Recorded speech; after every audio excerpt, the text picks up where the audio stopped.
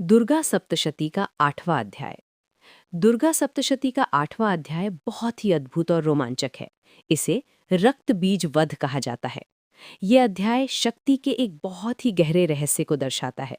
वो ये कि जब तक हम रक्त बीज यानी बार बार पैदा होने वाले विचारों और इच्छाओं के बीज का पूरी तरह नाश नहीं करते, तब तक अहंकार का अंत नहीं होता। जब चंड और मुंड मारे गए तो शुंभ ने अपनी पूरी सेना को युद्ध के लिए तैयार होने का आदेश दिया। सेना के साथ रक्त बीज नाम का एक महाबली दानव भी निकला। रक्त बीज के पास एक विशेष वरदान था। उसके शरीर से जो भी खून की बूंद पृथ्वी पर गिरेगी, उस बूंद से ठीक वैसा ही एक और शक्तिशाली रक्त बीज उत्पन्न हो जाएगा। इस वरदान के कारण उसे मारना लगभग असंभव था, क्योंकि वो जितना घायल होता उतने ही नए दानव पैदा हो जाते।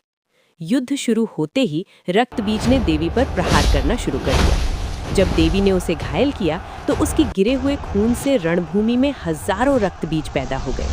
पूरा रण क्षेत्र राक्षसों से भर गया। तब देवी अंबिका ने देवताओं की शक्तियों को उनके अपने स्वरूपों में प्रकट किया ताकि वे राक्षसों का संहार कर सकें। ब्रह्माणी यानी ब्रह्मा की शक्ति, माहेश्वरी यानी शिव की शक्ति, कौमारी यानी कार्तिकेय की शक्ति, वैष्णवी यानी विष्णु की शक्ति, वाराही यानी वराह रूप की शक्ति, नारसिंही यानी नरसिंह की शक्ति और ऐन्द्री यानी इंद्र की शक्ति। ये 7 शक्तियां सप्त मातृकाएं कहलाईं।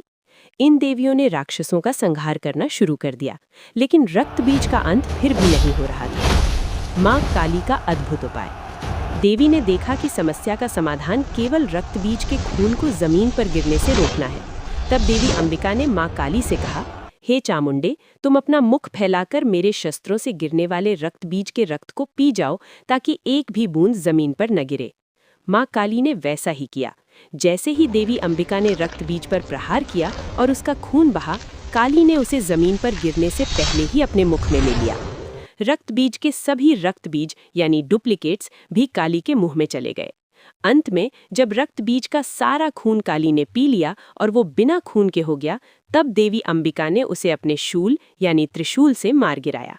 रक्त बीज की मृत्यु के साथ ही युद्ध का ये अध्याय समाप्त हुआ।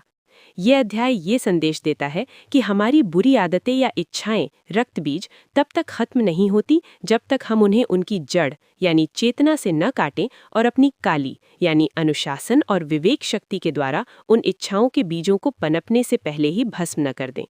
इसके बाद आते हैं 9वां और 10वां अध्याय, जहां निशुंभ का वध होता है और अंत में शुंभ का अहंकार पूरी तरह समाप्त हो जाता है।